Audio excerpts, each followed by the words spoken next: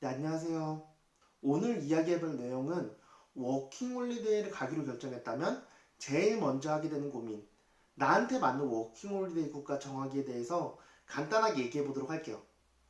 일반적으로 워킹홀리데이를 가장 많이 가는 국가를 본다면 아무래도 영어를 사용하는 국가들일 거예요.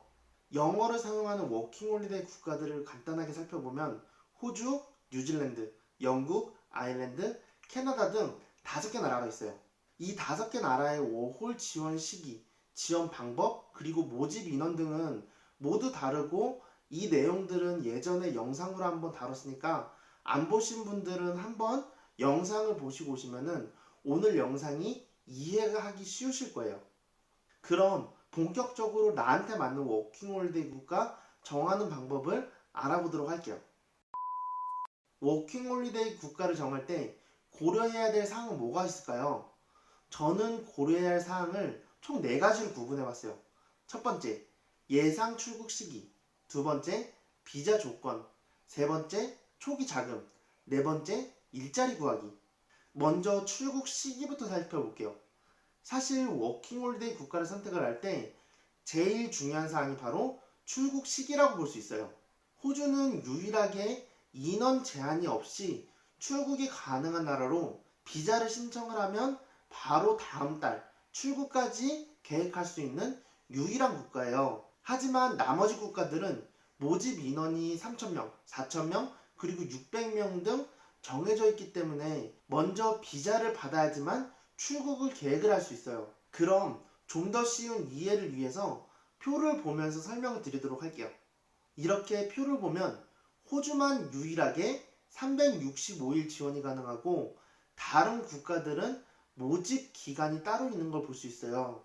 이 표의 내용은 지난 영상을 참고해 주시면 될 것 같아요. 그리고 현재는 코로나로 인해서 뉴질랜드의 비자 신청일이 보류되는 등 변동사항이 많이 발생하긴 하지만 일반적으로 표 내용과 동일하게 워킹홀리데이 모집을 한다고 보시면 돼요. 여기서 여러분이 봐야 할 점은 각 나라들의 신청 기간일로부터 2개월 이후부터 출국이 가능하다는 점이에요. 호주는 언제든지 출국이 가능하지만 뉴질랜드는 5월 비자 신청을 하고 7월 이후부터 출국이 가능하다고 보시면 되고 캐나다는 언제 합격할지 모르기 때문에 지금 현재도 지원이 가능하지만 지원을 하고 나서 합격할 때까지 기다려 주셔야 된다는 단점이 있어요. 그리고 영국과 아일랜드 역시 비자 신청일 기준 2개월 이후부터 출국이 가능하세요. 여기서 여러분이 봐야 하는 건 출국 가능일을 보셔야 한다는 점이에요. 만약 지금이 1월이라고 가정을 하고 여러분은 4월 출국을 생각을 하신다면 출국 가능한 국가는 호주, 캐나다, 영국을 생각을 해볼 수 있을 거예요. 또 다른 예로 지금이 8월이라고 가정하고 12월 출국을 생각하신다면 출국 가능한 국가는 호주, 캐나다, 그리고 아일랜드 정도를 고려해 볼 수 있을 거예요. 이렇게 각 나라들마다 비자 신청 기간이 있기 때문에 여러분의 출국 시기가 가장 중요하다고 볼 수 있어요. 가장 안전한 방법은 한두 달 뒤 출국을 계획을 하는 것보다는 출국 전년도에 미리 다음 연도 출국 계획을 해서 미리 비자를 받아두시는 게 가장 좋다고 볼 수 있어요.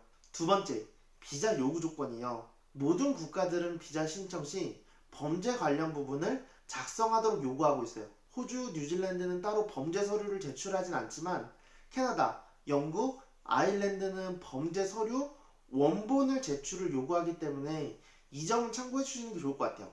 그리고 사실 작년까지만 하더라도 요구 조건이 제일 까다로웠던 건 영국이었어요. 토익, 토플 등 영어 공인 점수를 요구를 했기 때문에 영국이 까다로웠었는데 이번 연도부터 영국도 영어 공인 점수 제출을 없애면서 영국 워홀 진입 장벽이 낮아졌다고 볼 수 있어요. 됐어! 그래! 세 번째, 초기 자금.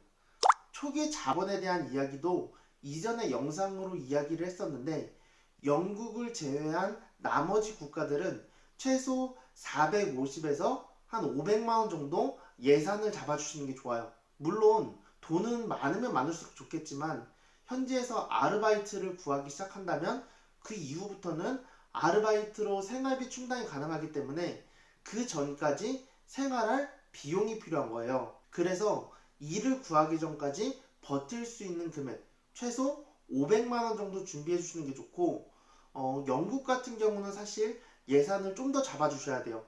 왜냐하면 영국은 비자 신청비부터 비싸기 때문이에요.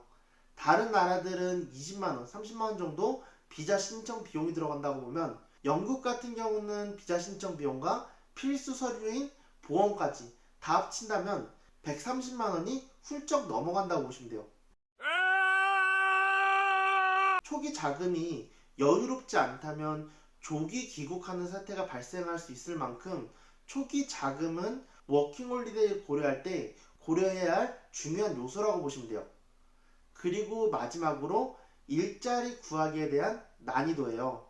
호주는 세계에서 시급이 가장 높은 국가이면서 공장, 농장, 그리고 시티잡 등 다양한 일자리가 많이 있어요. 하지만 만약 영어가 안 된다 하더라도 한국 식당이나 업체 등에서 일자리를 찾는 게 어렵지 않을 정도로 호주는 일자리에 대한 부분은 걱정이 없다고 볼 수도 있어요.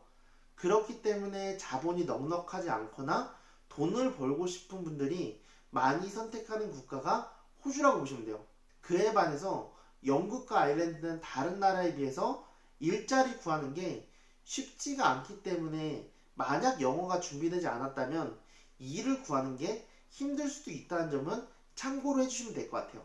이렇게 워킹홀리데이 국가를 정할 때 고려해야 할 요소 4가지를 알아봤는데, 여러분은 이 사항들을 참고해서 언제 출국할지, 내 초기 예산은 얼마 정도인지, 영어 실력은 준비가 되었는지 파악을 해보시고 국가를 선택을 해주시면 될 것 같아요. 그럼 이상으로 영상을 마치도록 하고, 만약 영상이 도움이 되셨다면 구독과 좋아요 부탁드릴게요.